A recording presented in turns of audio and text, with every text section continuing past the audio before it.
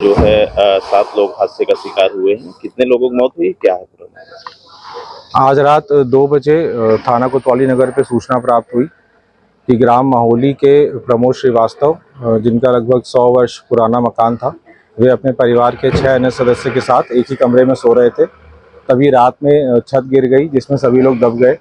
मौके पे उनका एक पुत्र जो है मौके से बच के निकल गया था उसी समय, और बाकी वो और उनके परिवार के 5 अन्य सदस्य मलबे में दब गए।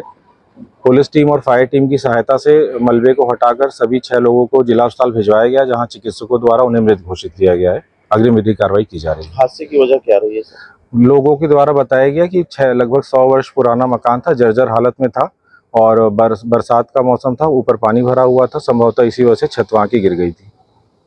यहाँ पे चिलबिला स्थित माहौली में एक हृदय विदारक घटना कल रात को लगभग 2 बजे के आसपास घटित हुई, जिसमें प्रमोद श्रीवास्तव जी के परिवार में कुल 6 लोगों की दुखद मृत्यु हुई है।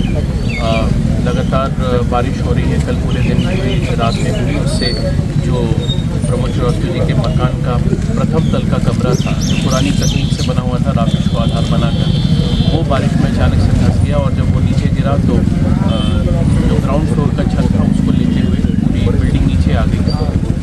एक कमरे में मकान में एसी लगा हुआ था, तो पूरा परिवार उमस से बचने के लिए उसी कमरे में सो रहा था, और 6 लोगों की मृत्यु हो गई। प्रमोद जी, उनकी पत्नी, उनका एक और बेटा, और अमन करके एकमात्र जो सर्वाइवर हैं वो बचे हुए हैं। उनकी पत्नी और 2 छोटे बच्चों की इसमें दुखद मृत्यु हो गई। एंड बिल्डिंग गिरी तो बिल्डिंग का वेट इतना ज़्यादा था कि ज़्यादा मौका नहीं मिला लोगों को बचाने के लिए, और मलबे से निकाल कर लोगों के शव को पोस्टमार्टम के लिए भेजा गया है। पोस्टमार्टम उनका चल भी रहा है। अमन जो है वो सुरक्षित है, वो प्रिलिमिनरी एग्जामिनेशन हुआ उनका, उसके बाद उनको अभी अस्पताल से वापस छोड़ दिया गया है। और इतनी दुखद घटना है, प्रशासन और शासन जो है वो पूरी तरह से परिवार के साथ खड़ा है। उसी क्रम में मैं और कप्तान साहब मौका मुआयना करने और अमन से मिलने भी आए, और आपदा राहत कोष अंतर्गत जो मदद है वो अगले कुछ घंटों में परिवार के खाते में अंतरित कर दी जाएगी। इसके अलावा कृषक दुर्घटना बीमा योजना और तमाम अन्य स्कीम्स जिससे परिवार को आच्छादित किया जा सकता है वो भी किया जाएगा। इनका प्रधानमंत्री आवास भी स्वीकृत हो चुका था, और अब राशि के खाते में आनी थी, लेकिन दुखद है कि उससे पहले ये घटना हो गई। हम लोग पूरी तरह से परिवार के साथ खड़े हैं।